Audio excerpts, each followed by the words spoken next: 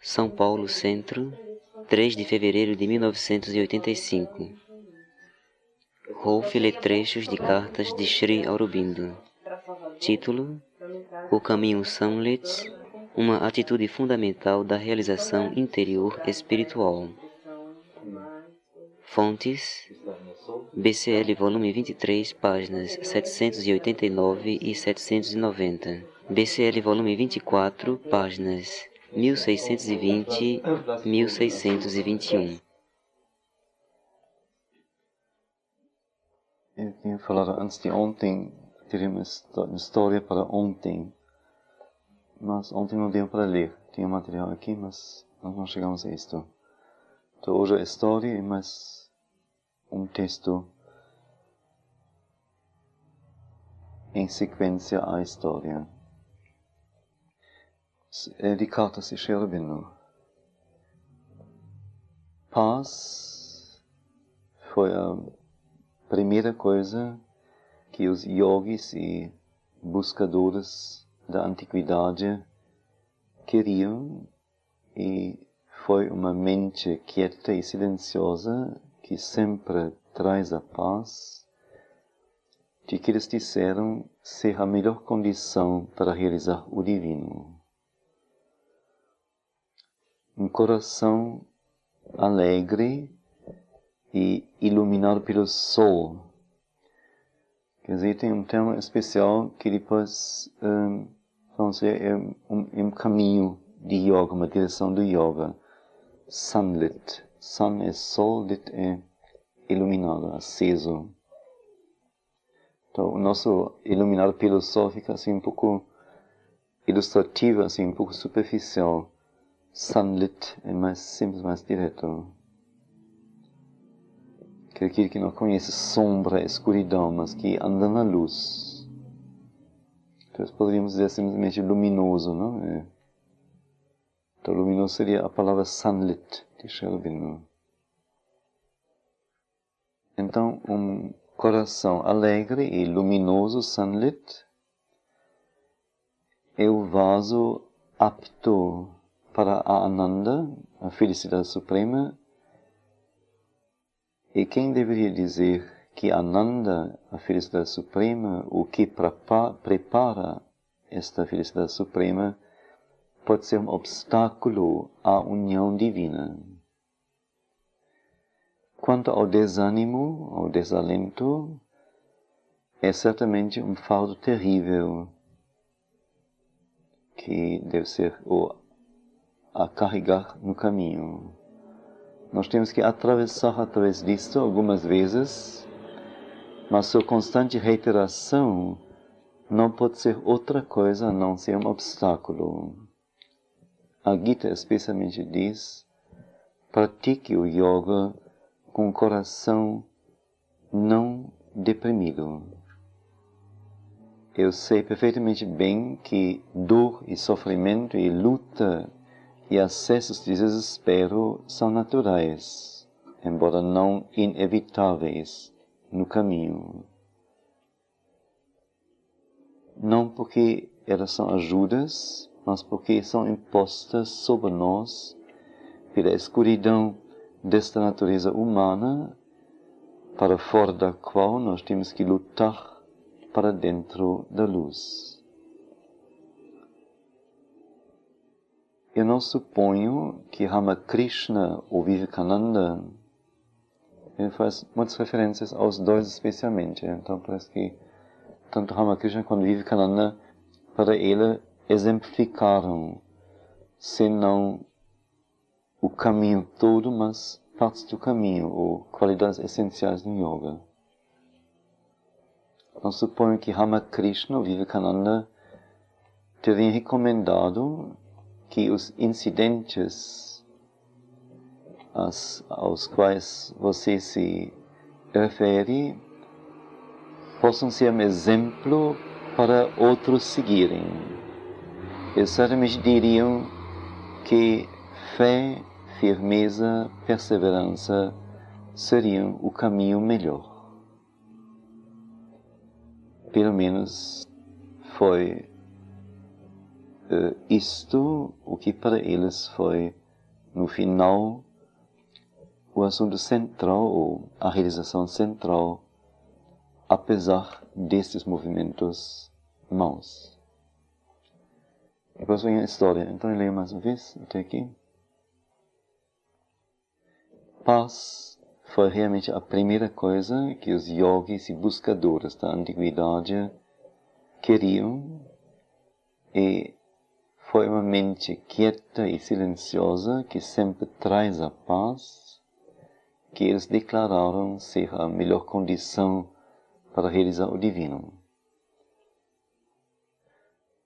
Então a paz, como ele diz aqui, não seria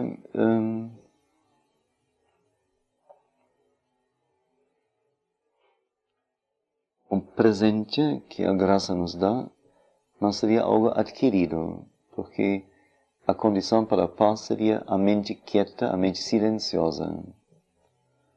E nós lembramos que inumeráveis vezes a gente leu, a mãe especialmente sempre incita a necessidade da mente silenciosa. Sheldon como que recua um pouco e facilita um pouco, diz sempre, bom, mas que não seja silenciosa totalmente, mas quieta no mínimo. Então a paz não poderia ser recebida simplesmente, mas só se nós tivéssemos esta mente quieta e silenciosa. Isso significa um trabalho real, um trabalho forte. Um trabalho que praticamente ninguém de nós fez até então. Então ninguém de nós pode esperar que tenha paz ou que esteja em paz. Eles dizem então, os yogis da antiguidade, os buscadores, quer dizer, os rishis certamente também, que a paz é a melhor condição para realizar o divino. Então a paz não seria o resultado da reunião, da união com o divino, mas seria a pré-condição. Seria o que nós deveríamos tentar construir em nós.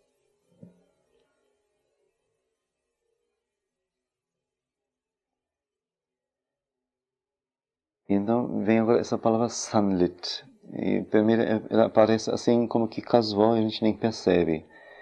E depois ele vai acentuar que tem dois caminhos de yoga.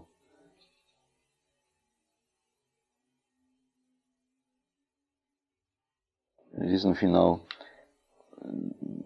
o primeiro livro sobre yoga que eu li há mais de 30 anos falou do caminho escuro e do caminho sunlit, do caminho iluminado pelo sol, e enfatizou a superioridade do último em relação ao primeiro.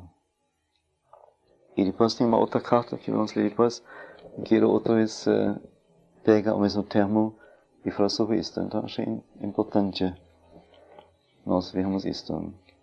Quer dizer, esse livro sobre yoga como que colocou de lado toda questão de técnica, método, que for, qual é o recurso usado. Só falou, vamos dizer, de dois caminhos, dois tipos de caminho. O caminho escuro, através de dificuldades, através da luta, através da queda, através do desespero, etc. Até chegar, e o caminho iluminado pelo sol, o caminho da alegria, o caminho da... nós vamos ver as condições depois. Onde a luta é apenas uma circunstância passageira, onde a desespero aparece porque nossa natureza não é fácil a ser transformada.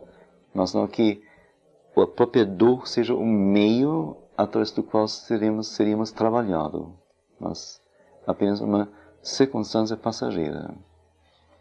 Então, um coração alegre e sunlit, luminoso, é o vaso apto para a Ananda, que se nós queremos receber a felicidade suprema, então só um coração que já tem, que está limpo e que está vibrando de alegria pode receber isso.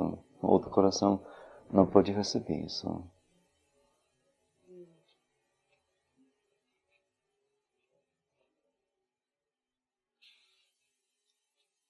E Ananda diz ele, ninguém pode negar isto, jamais seria um obstáculo à união divina, que seria mais desejável receber Ananda.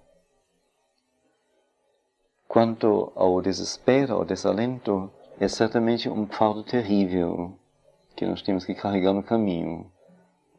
E nós temos que passar através disto algumas vezes, mas a sua constante reiteração não pode ser outra coisa a não ser um obstáculo, que não pode ser uma condição básica, não pode ser algo inevitável, mas apenas algo a ser superado, um obstáculo. E a Gita especialmente acentua que o yoga deve ser praticado com um coração não desesperado.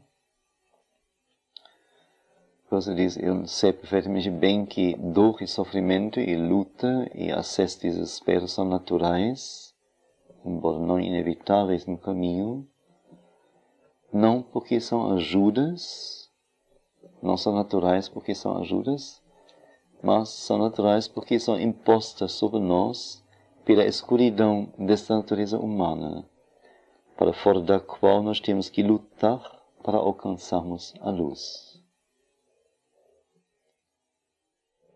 Eu não suponho que Ramakrishna Vivekananda teria recomendado os incidentes aos quais você se refere como um exemplo para outros seguirem. Certamente diriam que fé, firmeza, perseverança são o melhor caminho.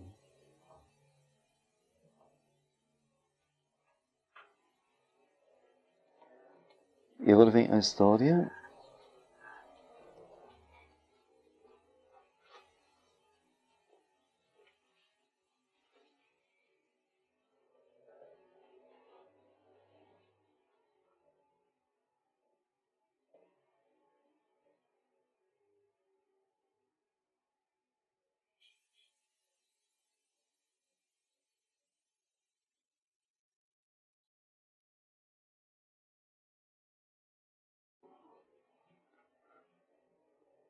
A história que prometi para ontem é de Ramakrishna. Ele conta a história de Narada.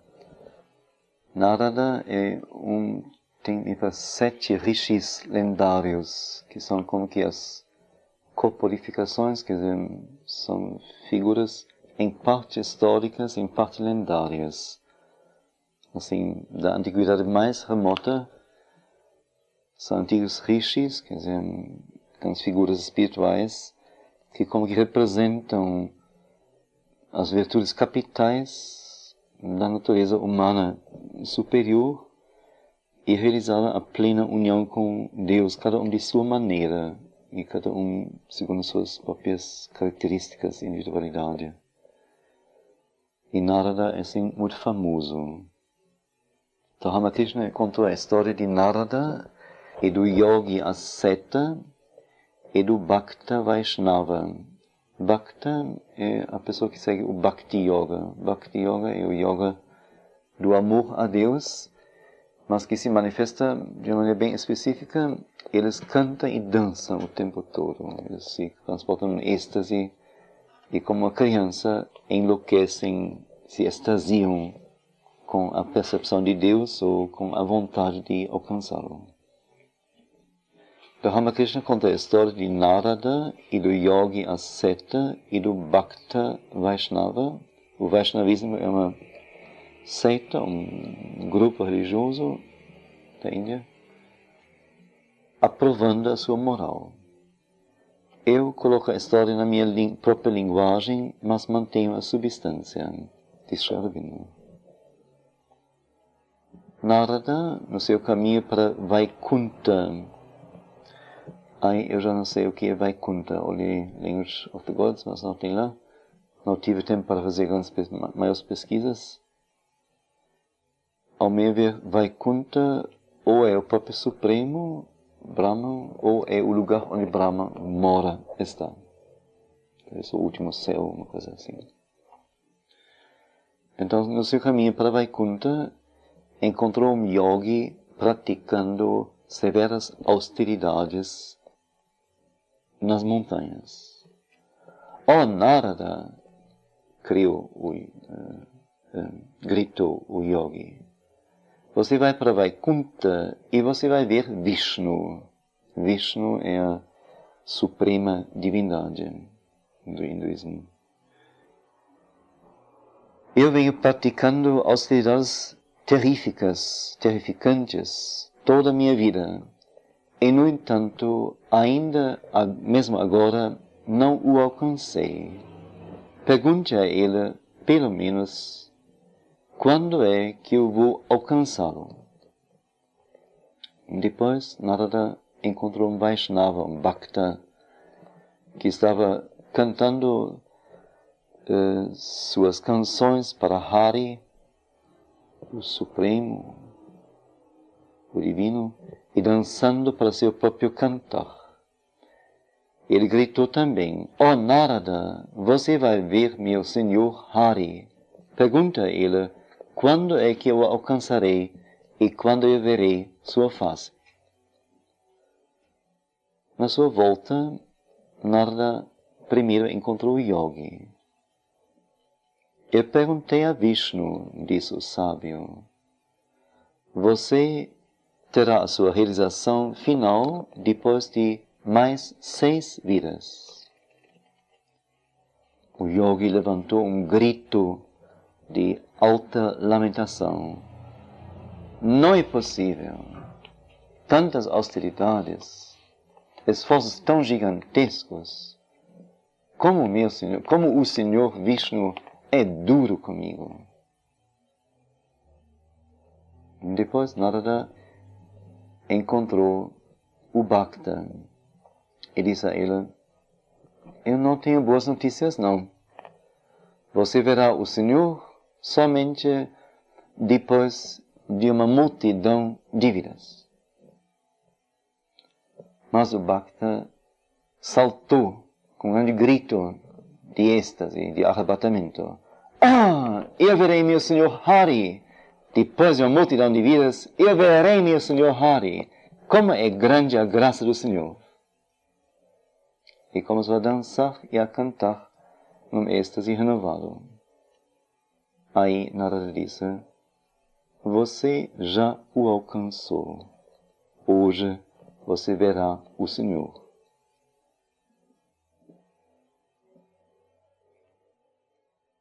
Bem, você, eu vou voltar a carta, não? Você pode dizer que história extravagante e como as naturezas são diferentes. Mas ela não é tão contrária, ou as diferenças não são tão contrárias. E em todo caso, dificilmente mais extravagantes. Assim, isso se refere a outras histórias que nós não sabemos, então vamos pular isso aqui. De Harishcandra e Shivi. Não posso ser.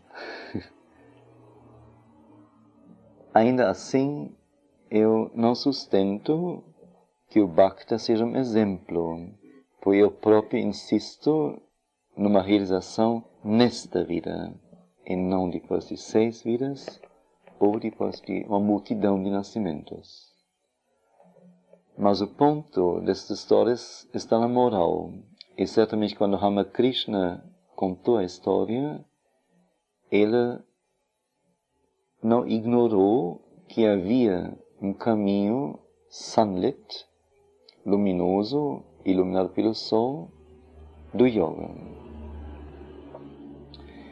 E ele até parece dizer que este caminho é mais rápido e também melhor.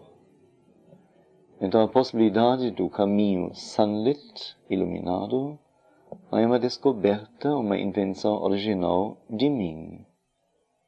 O primeiro livro sobre yoga que li há mais de 30 anos também falou do caminho escuro e do caminho alegre, sunlit, e enfatizou a superioridade do último sobre o primeiro.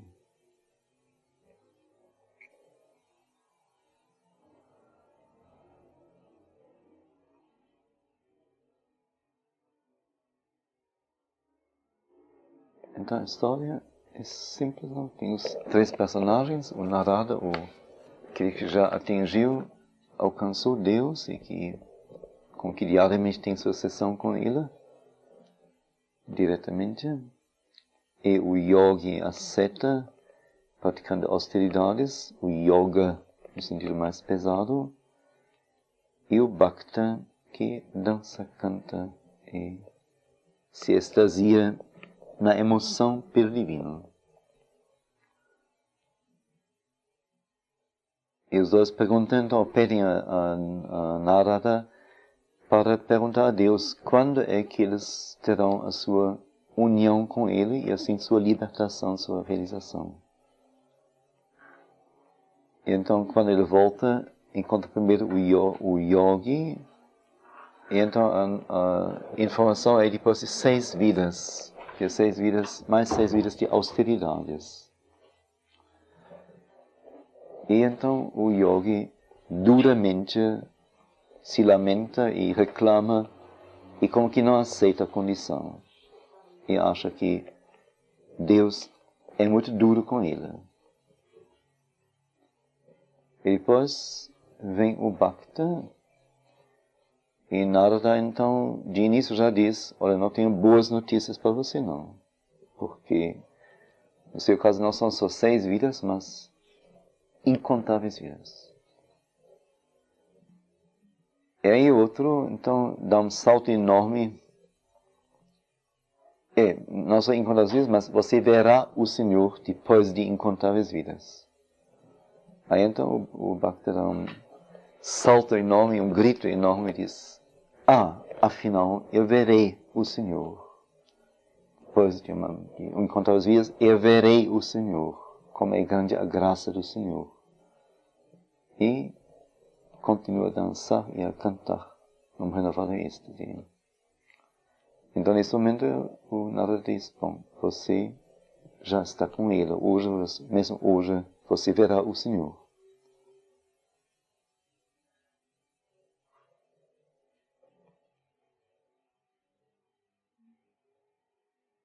Quer dizer, duas atitudes diferentes. Não? Um quer como que comprar, adquirir a união com Deus através do esforço, através das perfeições convencionadas necessárias para alcançar uma natureza divina. Se trabalhando, se elaborando, se disciplinando, se transformando, mas com esforço próprio, trabalhando sobre si. E o yogi é, no caso, assim, um grande exemplo, um grande um modelo em todo o nosso esforço de autotransformação. Não lembro assim, a mãe diz, quando fala sobre a educação, diz, o professor deve ser um grande yogi, um grande herói, um grande yogi, um grande santo. Que é yoga nesse sentido de, como ele diz depois, de se elaborar totalmente, de ter uma paciência sem que nunca falha, e etc, etc. Uma autodisciplina dura. Ele representa este lado, este caminho da autoelaboração. E outro, não espera nada de si, de seu próprio esforço, de seu próprio trabalho, mas tudo da graça. Mas não passivamente, mas se colocando num estado de êxtase fora da própria natureza humana, como que remexendo tudo e soltando tudo e ficando fora da consciência comum, em direção ao divino, doando tudo que ele pode sentir, viver a ele. E nesse estado, então, ele nem liga nem um pouquinho a questão do tempo. Contanto que ele um dia verá o Senhor, ele será satisfeito. Se é agora, se é depois, não importa. Mas ele estará com o Senhor. Quer dizer, uma extrema fé, extrema necessidade de coração de estar unido ao Senhor. Então, o tempo não importa quando que aconteça. E então aí, imediatamente, nada diz, bom, então você já tem a condição de recebê-lo ou de encontrá-lo agora mesmo. Se você tem este coração que arde tanto por ele que nem considera o tempo e só fica respondendo estaticamente, extasiadamente, quando ouve que vai encontrá-lo finalmente, então podemos tirar o tempo e você encontrará hoje ainda.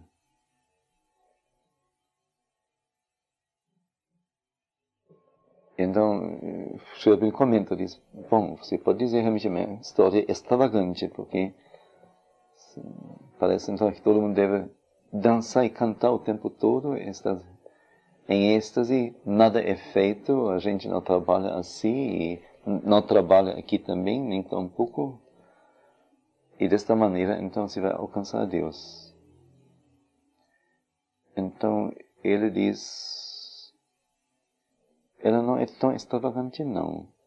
Embora ele próprio, Sri Aurobindo, não tome o Bhakti como exemplo. Mas por outras razões, ele diz, bom, porque eu insisto que a realização seja nesta vida, nem depois de 6 e nem depois de uma multidão. Então, algo de mais consciência, não só dependendo da graça do Senhor, mas algo onde a própria gente faz o mais que poder, não só o mais que poder, mas com a sua consciência verifica o que deve ser feito e o faz. Não seguindo, vamos dizer, caminhos tradicionais que passam por certas fases e certos pontos, mas como que atacam diretamente a dificuldade. Mas ele, afinal, o ponto das histórias está na moral.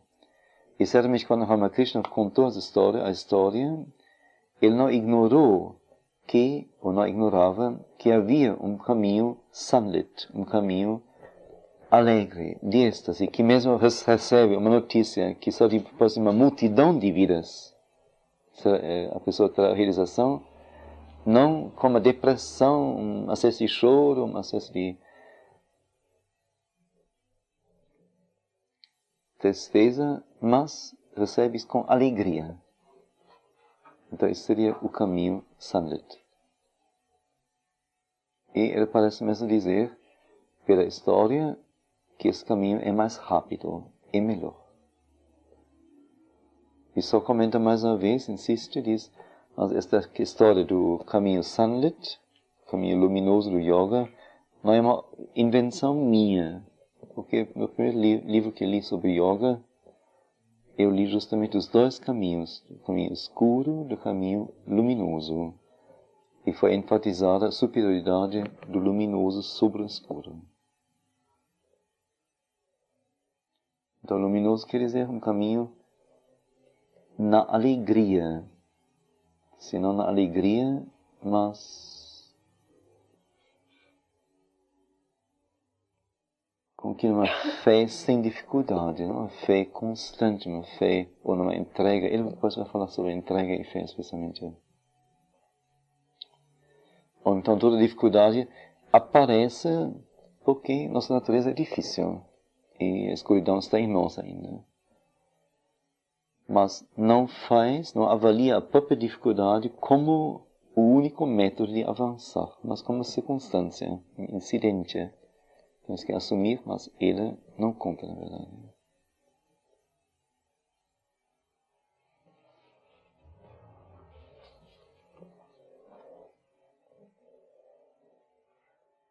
Então aqui encontrei uma carta que fala justamente sobre este caminho. Não há nenhuma contradição entre meus depoimentos anteriores sobre o caminho sunlit, caminho da luz, caminho luminoso, e o que eu disse sobre as passagens difíceis e desagradáveis que o yoga tem que atravessar em seu desenvolvimento normal no caminho da natureza humana. O caminho luminoso pode ser seguido por aqueles que são capazes de praticar entrega. Primeiro uma entrega central e depois mais completo, dar-se em todas as partes do ser.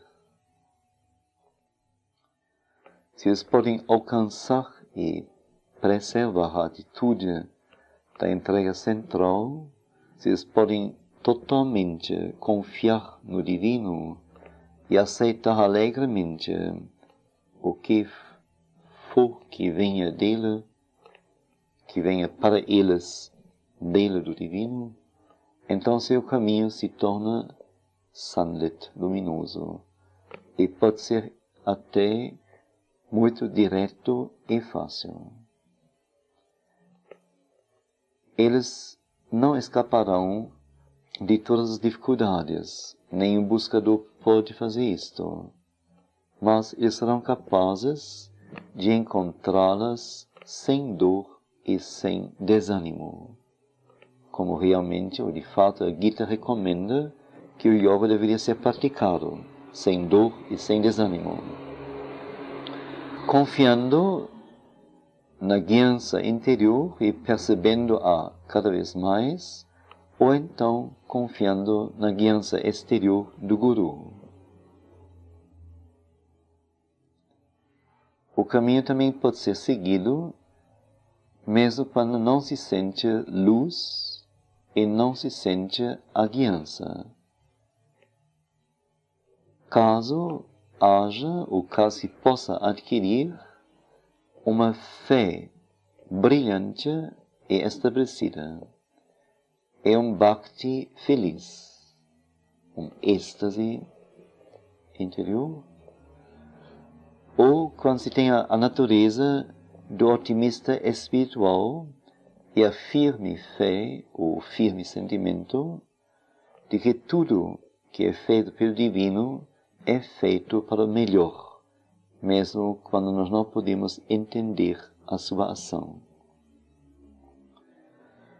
Mas não são todos que têm esta natureza, a maioria é muito longe dela, e a entrega central ou completa não é fácil para ser obtida, e mantê-la é sempre muito difícil para a nossa natureza humana. Quando essas coisas não existem, a liberdade da alma não é atingida. Em vez disso, nós temos que nos submeter à lei ou cumprir uma disciplina dura e difícil.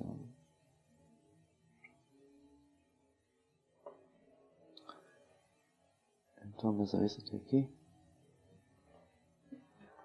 Não há nenhuma contradição entre meus depoimentos anteriores em relação ao caminho luminoso, sunlit, e o que eu falei sobre as passagens difíceis e desagradáveis que o yoga tem que atravessar em seu desenvolvimento normal no caminho da natureza humana.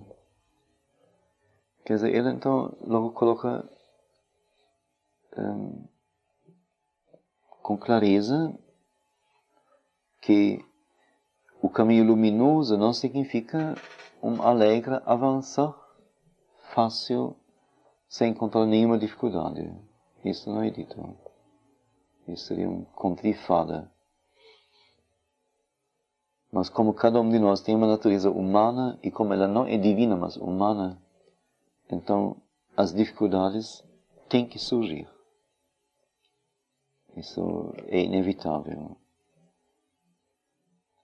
Mas a questão seria justamente o conseguir enfrentar as dificuldades que surgem. Se cada uma delas é motivo para desespero, desânimo, dúvida, tristeza, depressão, então cada dificuldade, vamos dizer, como que adquire um corpo que não corresponde à realidade dela, por nossa atitude. E do contrário, se nós temos a atitude ou a certeza de que podemos escolher seguir o caminho sunlit, então a dificuldade é uma dificuldade que aparece, como uma pedra no caminho. Nós temos uma rocha, uma montanha, que de repente, ou uma fenda na terra, que de repente nos impede de avançar. Nós é apenas algo a ser ou contornado ou superado, o que for.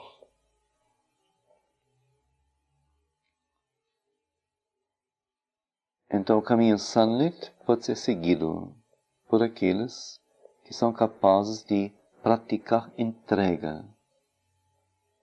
Então essas condições, praticamente tem duas condições básicas, ou a entrega ou a fé. A entrega, ele distingue, não? Ele desdobra. Ele fala primeiro da atitude da entrega central, em que a pessoa, sem como que se conhecer, sem ter se trabalhado, mas como que num grande movimento se entrega, se prostra, se rende e deixa tudo para o divino fazer. Mas isso é o primeiro o central. Depois, diz ele, o mais completo, doar-se em todas as partes do ser. Então, isso implica em autoconhecimento, primeiro, conhecer-se, distinguir as partes, conhecer sua natureza, seu estágio atual, seu atraso, seus defeitos, suas imaturidades, que for. E então, com que conscientemente pegando uma parte após outra e entregando. Então isso é um trabalho difícil. Primeiro, conhecer-se tão profundamente e depois entregar cada parte.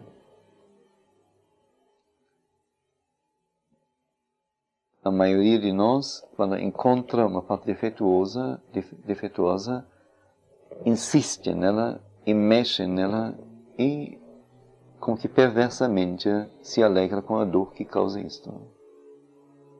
A maioria de nós faz isto. Prefere sempre provocar situações, circunstâncias, condições que nos trazem a dor. Não quer aprender e evitar isto.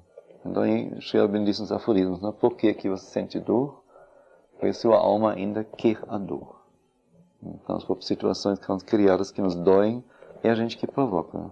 Porque não evita isto. Nós sempre provoca a situação. Porque a nossa alma quer a dor ainda. E aqui então não seria isto. Aí então a alma realmente queria mesmo o divino, não mais a dor.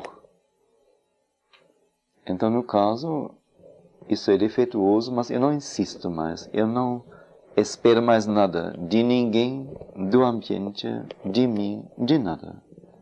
Mas, assim como a coisa está, ofereço, dou. E na confiança de que Ele é o único curandeiro, o único que pode lidar com isto. Ninguém mais. Então seria como que o entregar, mas agora como ele diz, entregar cada parte, não? Duas fases. Primeiro centralmente, depois o mais completo, dar-se ou doar-se em todas as partes do ser. Então, se tais pessoas, tais indivíduos podem alcançar e preservar a atitude da entrega central, se podem... Mas a entrega central seria como que nem olhar o que acontece, nem se perguntar que parte foi alcançada, por que respondeu, qual o motivo disto, mas tem que dizer, não. Tu és o único porto, tu és a única luz, tu és a força. Em ti as coisas todas serão harmonizadas e saradas. Eu não sei nada, mas tenho a força para isto em cada vez. E não responder a partir de seu nível. Então, significa amplamente, acho, abster-se até de relacionamentos humanos. Porque enquanto estamos mexendo com isto, quase inevitável nós respondermos no nível humano. É uma atitude assim de muito silêncio, de calar-se bastante.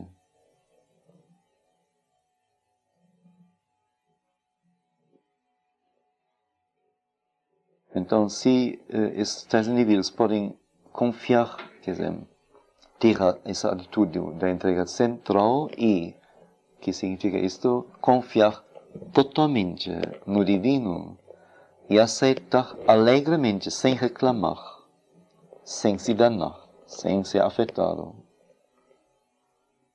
Aceitar alegremente que for que venha dele. Então seu caminho se torna sunlit, iluminado, e pode então ser até direto e fácil. Não que todas as dificuldades seriam removidas deles. Isso não acontece com nenhum buscador. Mas eles serão capazes de encontrá-las sem dor e sem desânimo, como de fato a Gita recomenda que o yoga deveria ser praticado.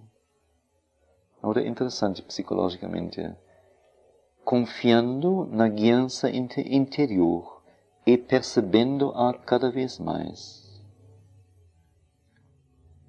Então é uma condição que não é só palavra vazia aqui, mas deve ser realizado. Então tem que ter uma confiança na guiança interior. Se me acontece isto, há algo em mim que me conduziu a isto, este algo sabe, eu não entendo porquê, mas este algo sabe porquê eu deveria passar por isto. Eu confio que em mim o guia não dorme, mas está aí com toda a consciência e me leva para aquilo que me deve acontecer. E não só confiar na guiança interior, mas percebê-la cada vez mais. Que em cada situação não apenas como que mergulhar e dizer, não, eu confio, deve ser ele que me levou a isto. Mas já ao ir ou aparecer a circunstância, a dificuldade, ou o que for, já perceber, eu estou sendo conduzido para isto. Não é a minha motivação, não é a constelação exterior que me faz chegar a isto, mas é algo que me leva a isto. Isto algo está dentro de mim. Então, percebê-la cada vez mais. Ou então, se isso for difícil, e se a escolha da pessoa for diferente, confiar então na guiança exterior do guru. Então, que ele, o mestre guru, coloca para a pessoa, isso deveria ser bom. Aí então, quero só, às vezes, lembrar a história que eu já contei, várias histórias têm nesse sentido, horríveis, não? Do menino que foi para o mestre Zen, não? Para o mestre Zen, para aprender com ele. E então, a primeira coisa a ser feita é varrer o quarto, a cabana em que ele vivia lá nas montanhas, longe de outras pessoas, de pais, de conceitos morais e o que pode ser feito não pode ser feito, mas quer dizer, o menino foi lá e tinha se entregado totalmente a ele. Não podia mais recorrer a ninguém e reclamar e eventualmente telefonar para ele. Ou não tinha mais condições. Estava aí. Então, você vai varrer o quarto, você vai varrer o lixo, você vai pegar lenha para fazer fogo, você vai cozinhar para mim, você vai fazer isso daqui. Então, quando você está fazendo tudo, de repente, o mestre começou a bater nele em qualquer situação, mas bater duramente, não por ter mal feito, mas batendo simplesmente, sem razão nenhuma. Não entendeu nada. Mas como doía mesmo com a bengala batendo nele duramente, então ele aprendeu a perceber quando é que o mestre vem, não? Estou ouvindo, então ele já fez isso, não? Então a batida não pegou. Mas o mestre insistiu e até começou a bater no sono, quando estava dormindo. Ele aprendeu a não dormir tão profundamente, mas praticou o yoga Sri Aurobindo da mãe, ter um sono desperto, não? A consciência não se apagando no sono, porque senão ia apanhar. Aí depois de, não sei quantos anos, 5 anos de batidas, o mestre não mais conseguiu nunca pegá-lo. Impossível. Chegou um momento em que o mestre fez assim. Aí o mestre disse, ora, agora você está pronto. Agora vamos começar a falar sobre a espiritualidade, o caminho espiritual. E veja as nossas preciosas almas, não? Corações. Nos diz assim uma palavrinha, qualquer coisa, já vem a revolta, já salta essa aqui, faz mesmo em gesto, não? Já fiz várias vezes assim, já solta querendo me sufocar aqui. Não foi assim? Foi assim. Aparentemente brincando, mas mas não é a única não. Ou quando não se liga a pessoa, não? Como tem outra história aqui. Uma abandona a casa, abandona a esposa, até não, casa, família, profissão, tudo. Porque acha que agora deve seguir o caminho espiritual. E chega na casa do mestre. Acho que primeiro, então o mestre diz, tudo bem, pode ficar aqui. Mas aí, em seguida, durante 7 anos, o mestre não olha para ele. Não olha. Não só que não atende, ou disse não tenho tempo, qualquer razão, mas sem motivo algum. Não olha, não atende nunca. Como se o outro não existisse. Então, um dilema, não? A consciência. Como é? Por que estou aqui? É esquisito, não? Abandonei esposa, família, profissão, tudo. Vim para receber ensinamento, não? Assim, toda boa fé, não? Coração cheio de prontidão. Nada. Como se fosse ar. Nada. E depois de 7 anos, um dia, então, o mestre disse, ele ficou. Aí foi a coisa, né? Então tinha a força de ficar, apesar da condição impossível totalmente. Então havia realmente algo nele que queria mesmo. E ele vencendo essas dúvidas todas, e se colocando na fé e na certeza de que ele alcançará sim, e que o lugar dele é aqui, etc, etc. Aí depois de 7 anos, então, de repente o mestre pegou pela mão, puxou para baixo no esteiro e senta aqui. Vamos começar a conversar sobre as coisas. Mas depois de 7 anos. E nós, com impaciência, telefonamos ou queremos que no mesmo dia seremos atendidos. Vamos dizer, não que sejam métodos que devem ser seguidos, mas todas as histórias mostram uma certa condição, não? Uma certa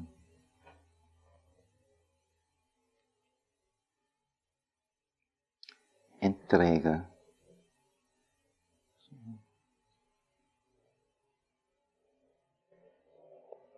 Então, a guiança exterior do guru não precisa ser assim, o belo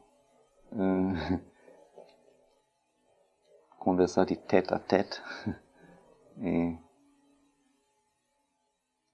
esclarecer-se gentilmente sobre as coisas. Mas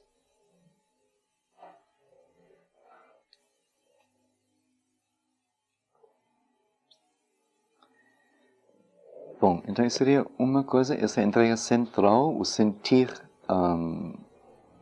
condução, a orientação interiormente, percebê-la cada vez mais,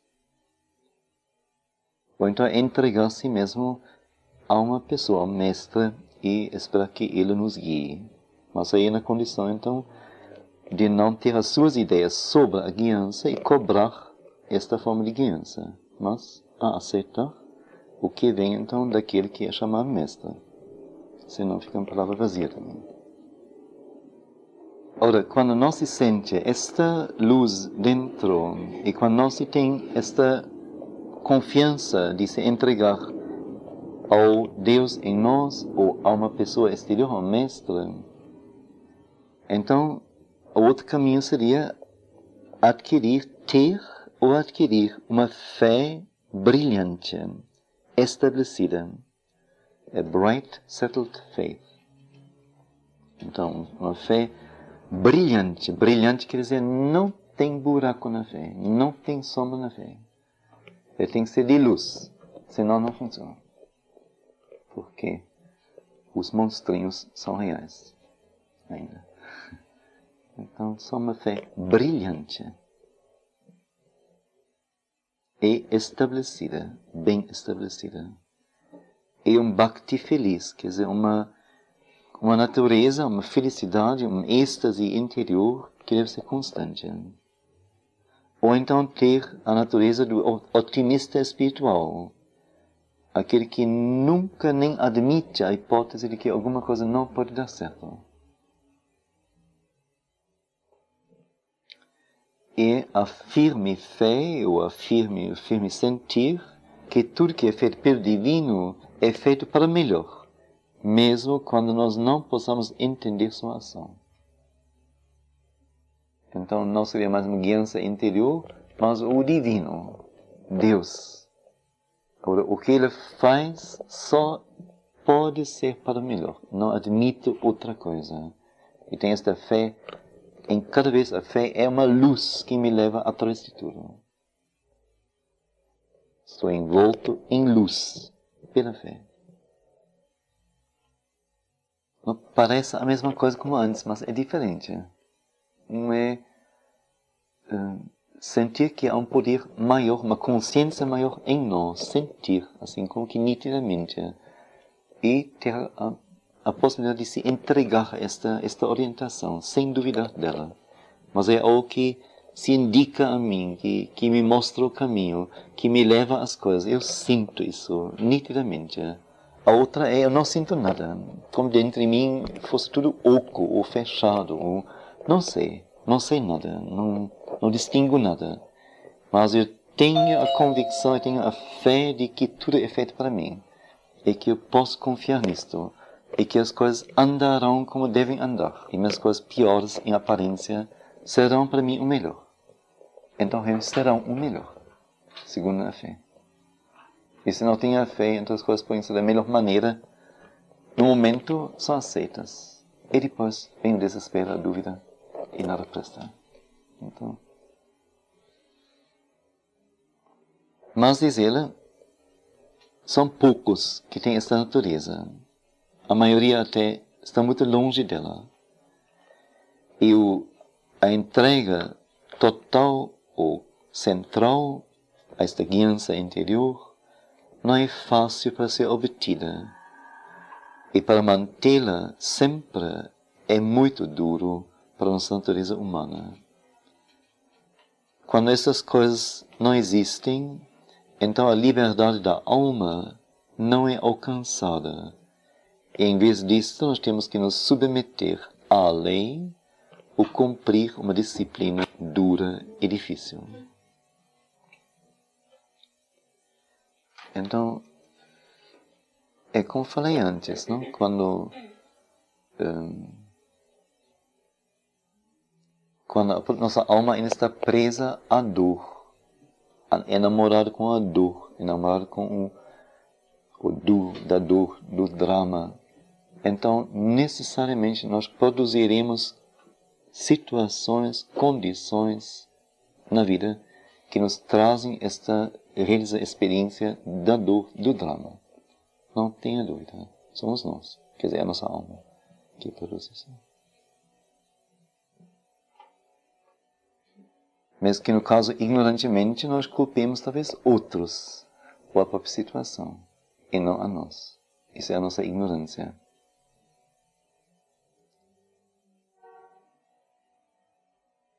Quer dizer, então em todos esses casos a alma não está livre. Quando ela é livre, ela pode se entregar. Quando ela é livre, ela pode aceitar qualquer coisa como sendo dada pelo divino. Quando ela é livre. Mas deve ser qualquer coisa, esta é a questão. Não sei, deve ser em momentos bons, em circunstâncias que nos condizem de certo modo, mas deve ser realmente a cada momento, em qualquer circunstância. E aí a maioria não consegue isso. E por isso, então, diz ele, nós temos que nos submeter à lei ou cumprir uma disciplina, realizar uma disciplina dura e difícil. Ele fala em pensamentos e aforismos também das nações que não alcançaram não sei agora como se expressa. Vamos dizer, uma tal maturidade de encontrar sua maior satisfação na tentativa de harmonizar-se com as outras nações. Mas nações de ego, por assim dizer. Então ele diz, as nações têm que ser pisadas duramente, destruídas,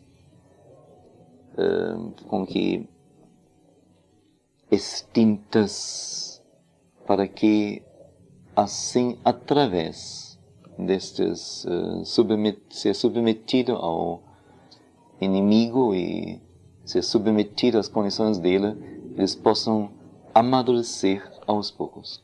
Quer dizer, quem não tem a liberdade interior, ele tem que ser submetido ou à lei, ou à dificuldade, ou à dureza, ou ao sofrimento, ou à morte, para que ele possa sair da condição impossível em que ele está. Quanto mais duramente ele for preso a isto, tanto mais dura tem que ser o prosseguimento. Em prol de sua alma, de seu interior. Que possa, pela rachadura da casca exterior, então, talvez, sair da prisão.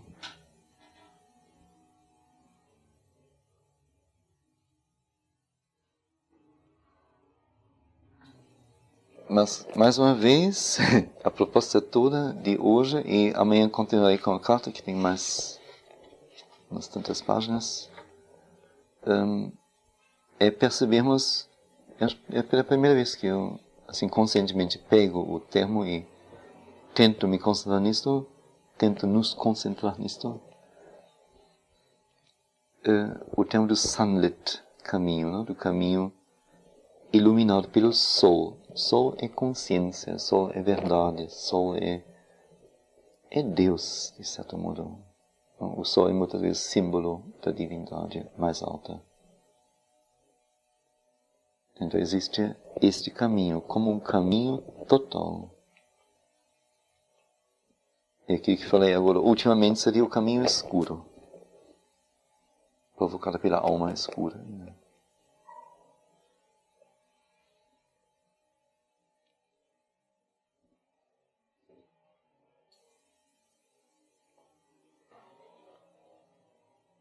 Alguma dúvida, colocação, comentário?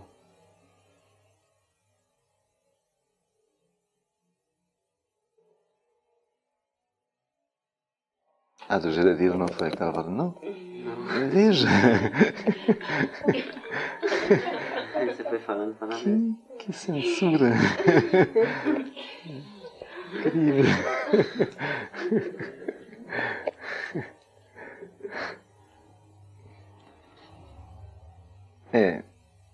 Só para dizer, não? Para as naturezas mais superficiais entre nós, o caminho, vamos dizer, sunlit,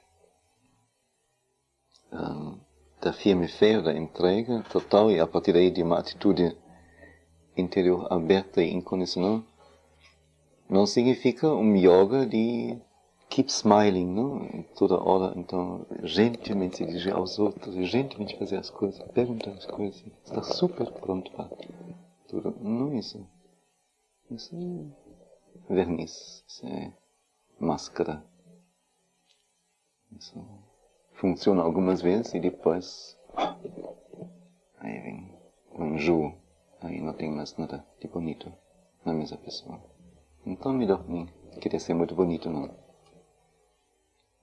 Porque, como eu disse, a dificuldade vem. Você tem que lutar com ela, não tem jeito. A questão não é ser bonito ou não bonito. É bobagem. Mas a questão é não perder o fio. E talvez então seria uma concentração total, de um fechar-se total, de não responder a nada a ninguém, mas não deixar escapar o filme. Esta coisa.